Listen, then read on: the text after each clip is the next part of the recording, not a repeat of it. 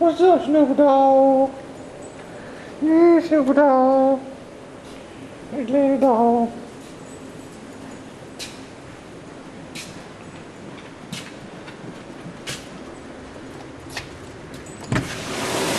Hurricane Ivan. That water just pouring.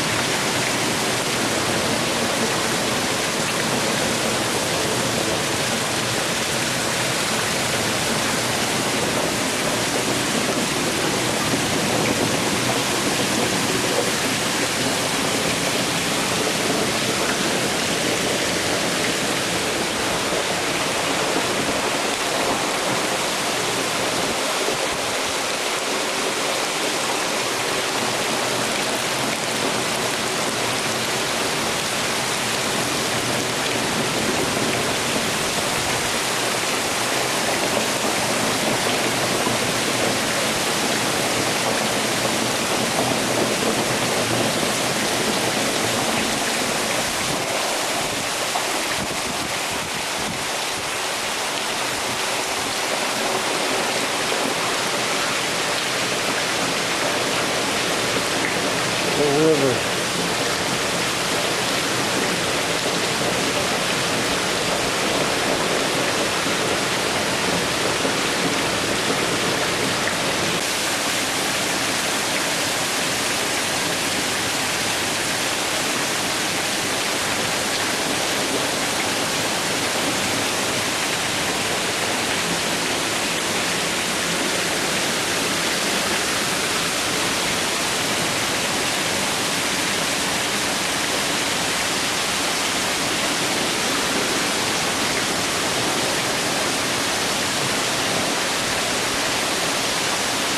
You're going crazy ass dog.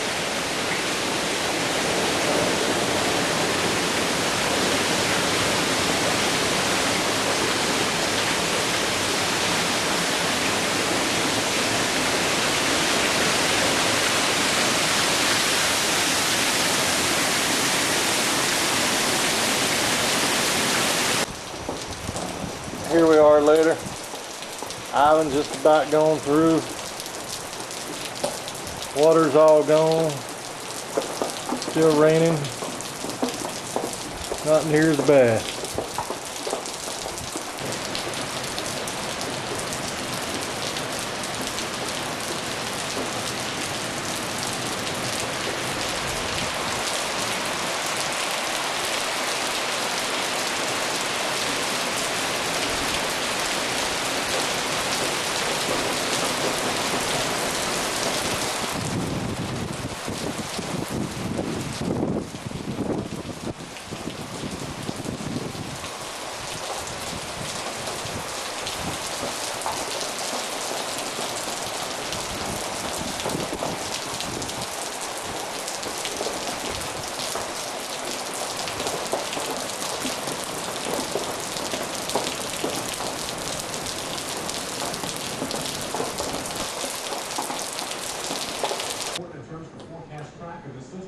Again, we're seeing some of the strongest thunderstorms still just to the west of the center. In fact, the radar out of San Juan will show you these bands of heavy rain still over the Virgin Islands and also over the Dominican Republic, and flooding a huge concern tonight.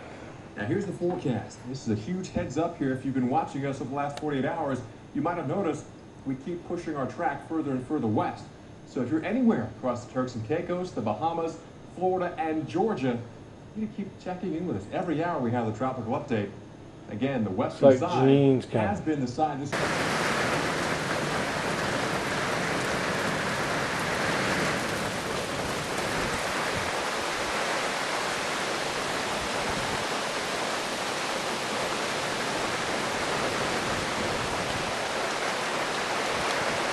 You on the back deck can't see a damn thing.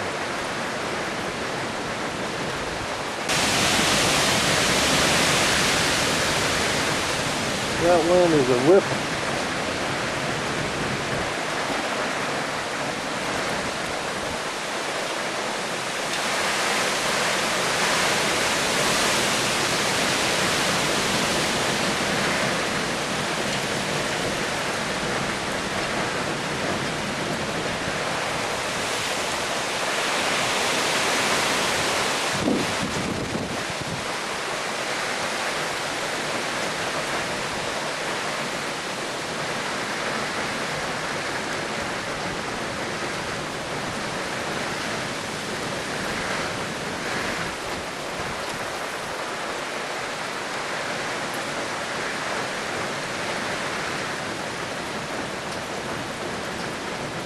Concrete and asphalt just buckled under the weight of all the floodwaters, and it could take days to repair the roads. Governor Bob Riley and at least 3 of Alabama's congressional delegates are planning to fly over the Gulf Shore area on Friday. And now it's time to check in with our severe weather expert, Dr. Greg Forbes. And Dr. Forbes, even though the storm is well inland over central and northern Alabama, you're still telling us that we're going to see strong winds with this system tonight? That's right. We're still getting reports of trees down. In fact, in western North Carolina, let's see why. It's this line of showers and thunderstorms pushing across the eastern, northeastern Georgia, up across western South Carolina into southwest portions of North Carolina. Still even a chance of a tornado in that, a tornado watch until 3 a.m. across the northeast Georgia over even as far as Charlotte, North Carolina. But look at these thunderstorms pushing up. Could be damaging wind gusts still in Anderson and Greenville, Spartanburg, perhaps as far south as Augusta, Georgia. And then Jackson County in North Carolina has just reported trees down as that line of thunderstorms pushes in there. Very, very, very heavy rainfall also falling eastern Tennessee, western North Carolina. Let's switch sources. We'll see that that's really going to become a real problem area as that moist southeast flow piles up against the mountains, the east-facing slopes there. A lot of rain, 8 to 10 inches. And that ground is already saturated from rains from Francis. As we get into Saturday, heavy rains will continue up the Appalachians, and there could be flooding all the way into southeastern Pennsylvania. This is going to continue to be a big problem. There's flooding in Atlanta as well from all the rains that fell earlier. Tomorrow, tornado threat continues from eastern Georgia up across the Carolinas, perhaps into southern Virginia as well. Already 52 tornadoes, some pretty damaging again today. Jennifer and Paul. All right, thanks so much, our severe weather expert, Dr. Greg Forbes. And now let's head to the coast and bring you a live report. Let's head up to Fort Walton Beach, Florida. That's where we find Jim Cantori. And Jimmy, told us about the beach erosion. Now, what about buildings or houses? Do you see a lot of destruction with those? Well, we went to Destin today and the Fort Walton area. Of course, a lot of tree damage in the Fort Walton area. Destin, as far as the construction is concerned, you know what? It's held up pretty well. A lot of new building in the Destin area. A lot of it very, very much to code and even above that, given the expensiveness of those buildings. Now, this is one of the restaurants of the Crab House. I got to talk to the owner here today. I mean, this looks a lot worse, believe me, than it was. The inside of the building, fine. None of the floorboards that are sitting underneath this, holding it there on the beach, were fine as well. So the main structures of this building did very, very well. He is very pleased, certainly, with the way that this building held up. Last time he said he lost the whole building. They had to replace it. So that building is new since Opal. This time it withstood Ivan, a very similar storm with surge and wave action as well. Well, let's go up to the north. Bill Kinley still standing by inland. Again, we talked about the inland impacts of Ivan. Bill, any idea tomorrow when, either it's unofficially or officially, when you think we're going to be able to get some power back on in that area? Well, Jim, that's a tough call right now. Obviously, a broad section of Montgomery County has no power. Upwards of 80,000 customers have no power in a county of 230,000 people. So that is a pretty high proportion, folks. So the time frame that is very up in the air right now, I'm afraid. But again, we've had a lot of trees down, a lot of power lines down, of course, in the area. We are jet black here. Up on the highway, we have some lights going.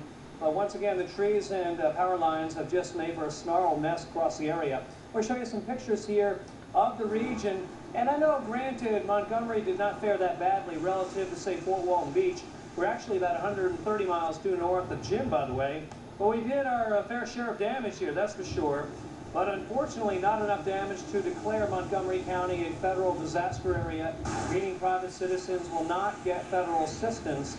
As it appears right now, However, the federal government will help out in the cleanup of the debris, and there will be an awful lot of debris out there.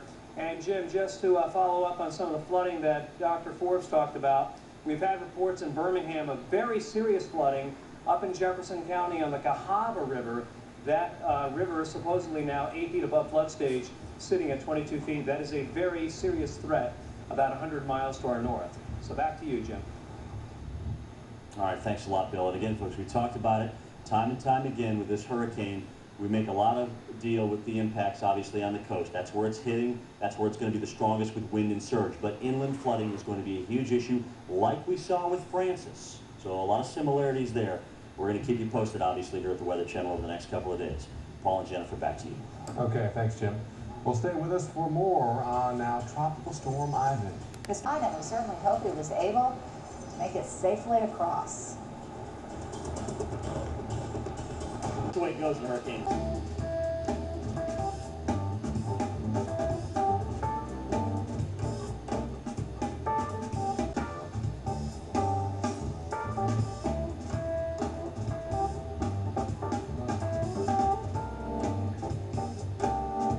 This season, Bonnie, Charlie, Francis, and now Ivan. Storms that pounded the entire state of Florida and have affected much of the eastern U.S. Let's take a look at how these storms have been lining up one after the other since the end of July. Here we go. This is Tropical Depression number 1, and that quickly became Alex. It did affect portions of North Carolina. After that, here comes TD number 2. It kind of fizzled. Some remnants of it eventually became Bonnie, and that did affect portions of Florida and the Gulf Coast as he headed on through early August. And here comes Charlie, moved across Florida as well. Here comes Earl, and then Danielle out towards the Pacific. No big deal there. And then we waited a couple of days of some quiet weather. Danielle fizzled, and then we had this storm move across the Atlantic. TD6 became Francis. This was a huge storm as it churned on towards the Turks and Caicos. Again, Gaston and Hermine popped up in the meantime. Then Francis stalled over the Turks and Caicos and in the Bahamas and moved into Florida very slowly. Then Hurricane Ivan formed at its heels, came across Grenada, then Jamaica, then the Cayman Islands, and then moved up towards the Gulf Coast. Became unsure this morning. Then Jean became a tropical storm, then a hurricane, now it's a tropical storm. And as meteorologist Jeff Morrow can show us, well, the Gulf Coast, it's been hit especially hard this tropical season. The headlines say it all. A battered, frazzled, and weary state traumatized by a series of serious storms.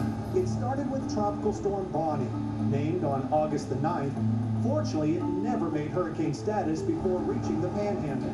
It had minimal effect. But Charlie was a different story. Named on August the 10th in the Caribbean Sea, it became a hurricane a day later, and on Friday the 13th, entered the Gulf of Mexico as a Category 2. Just before landfall, it intensified into a Cat 4. You can see the power of the wind and, of course, how it gets funneled around the building here. Just look at these trees. We've seen palm limbs just kind of flying down the road from time to time. Charlie slammed into the Port Charlotte, Punta Gorda area, leaving a trail of flattened homes and shattered dreams. Next came Francis, which inflicted most of its damage to Florida's east coast. It crossed the state and made a second landfall on the Panhandle near St. Mark's on Labor Day. Still recovering from Francis, anxious Floridians learned that a new tropical storm had formed in the Atlantic. Ivan was named on September the 3rd, became a hurricane on the 5th, and on the 7th unloaded on Grenada. The center swerved just south of Jamaica this past Saturday, but came close enough to wreak significant and deadly damage. Ivan moved on and pummeled western Cuba. Overall, the storm was responsible for over 65 deaths in the Caribbean. On Tuesday, Ivan entered the Gulf of Mexico as a Category 5 hurricane. It made landfall as a strong Cat 3 at about 2 a.m. Central Time Thursday near Gulf Shores, Alabama.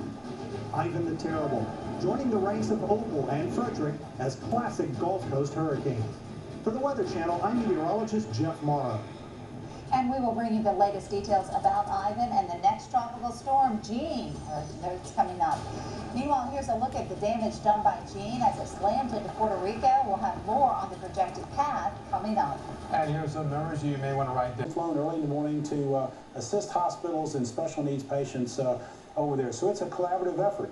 Our Special Forces soldiers spent the night in the Coastal Army last night right at the west end of that bridge you just talked about. They were out very early this morning with Fish and Game, FEMA's urban search and rescue team. Again, a unity of effort, reaching out, doing that search and rescue job, helping the citizens of those affected counties. All right, General, I assume that you're bringing food in and water. I mean, besides the search and rescue and clearing the debris, you're also helping to feed these people? Well, all the above, Greta. And of course, as you know, we established logistics staging areas. We still have two, by the way, that are responding to Francis down in Palm Beach. We're going to leave that one open, so we're ready in case Jeannie happens to come this way, which we hope she doesn't.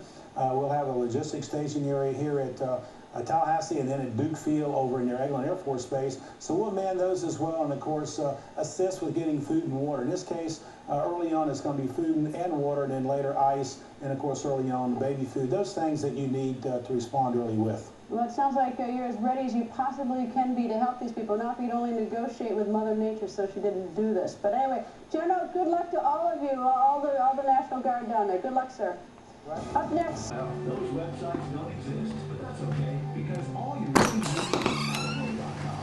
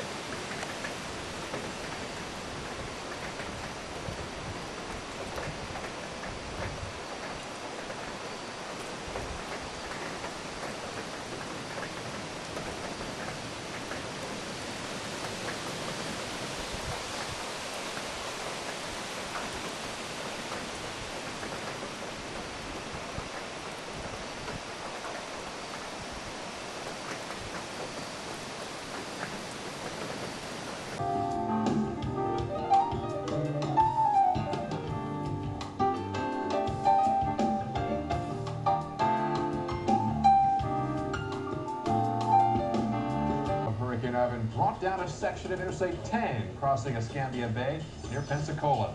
Although a tractor-trailer partially fell in, the good news is no one was on the road surface when it went down.